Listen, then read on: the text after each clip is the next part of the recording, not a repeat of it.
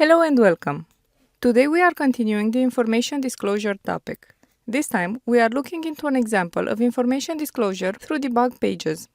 We are again using a PortSwigger lab, which I have linked in the description below. To solve the lab, we must obtain and submit the secret key environment variable. For the first part of this video, I am going to be using Burp Suite Community Edition. If you are following along with me, open Burp and then click the Open Browser button and open the lab. Now that we have our lab's traffic being proxied through Burp, click through the website in order to get as many endpoints as possible. View details, return to list. This seems to be the whole functionality, which in security testing usually means there's nothing to test. Yay! Now go to Target, Sitemap. The sitemap is automatically populated by Burp, both from requests it has actually seen when you click through a website, the ones that are also visible in proxy HTTP history, and from the passive analysis of responses.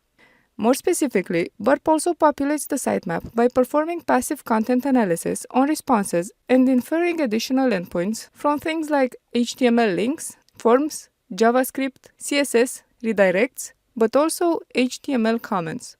This is why we can see this endpoint here, /cgibin/phpinfo.php. This was found in a comment, more specifically here on the homepage.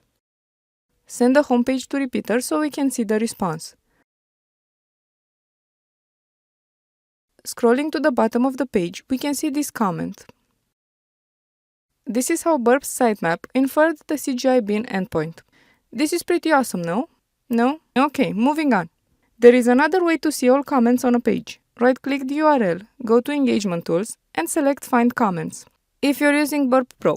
So, if you're a broke cheapskate like me and using the Community Edition, I have no more money. Yeah, this won't work.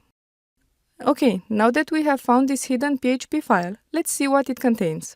Go back to the phpinfo.php branch, right-click in the request window and select Copy URL. Back in the browser, paste the URL and we can see the contents of the PHP info file. This is a full dump of the PHP environment used on the server. We can see that Linux is being run on the server, that the PHP version being used is 7.4, what protocols and filters are available, and a lot more. Scrolling down to the environment section, we see some very important information. The user, Carlos, the sudo user, Academy, and the secret key, which we need to solve the lab. This is a high-value secret and should never be exposed through PHP info in a public-facing environment. This key is likely used for sensitive operations, such as session signing, token generation, or cryptographic functions. If an attacker obtained this key in a real application, it could potentially allow them to forge tokens or otherwise compromise authentication. Now, to solve the lab, just copy the secret key, go back to the lab's homepage, click Submit Solution, submit the value of the key, and the lab is solved. I know you're probably itching to log out now, but bear with me, trust me. It's about to get really good. It's about to get really good. It's about to get really good. Trust me.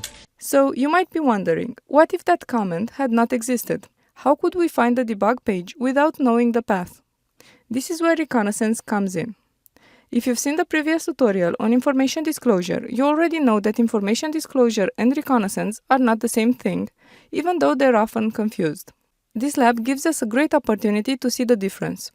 Instead of being given the information by the application, we're going to actively probe it by enumerating common paths. For this, we'll use a fuzzer. There are a lot of options out there, such as derp, GoBuster, dirsearch, wfuzz, and others, but I'm going to be using FFUF because it's powerful and well documented. Also, I just like saying FFUF. Moving on, first let's check if FFUF is installed. If it is not, you will have to install it. Since FFUF is a Go application, you first have to install the Go compiler. Check if it is installed. If it is not, install it. Sudo apt install -y to automatically answer yes to all prompts, golang. Finally, install FFUF with the command from the GitHub page. Finally, let's fuzz the lab's URL. We'll use FFUF and replace part of the URL with the keyword fuzz. The all caps fuzz will be replaced with the values from the word list we provide next. For our purposes and for most capture the flags, a word list like common.txt is fine. I linked the word list in the description below, but you can just search for common word list. Save this list on your device. I have it at /user/share/wordlist/derb/common.txt. Click Enter. While the fuzzer goes through all of the entries from the provided file, we can see which endpoints respond with interesting status codes, such as 200. One of the endpoints we discover is CGI bin. Now, if we manually navigate to /CGI-bin in the browser, we find the same PHP info file as before, except this time it wasn't leaked to us. We found it through reconnaissance, more specifically enumeration.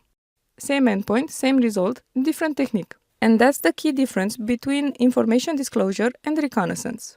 Both can lead to sensitive data, just in different ways. This is it for today's tutorial. See you in the next one. Bye!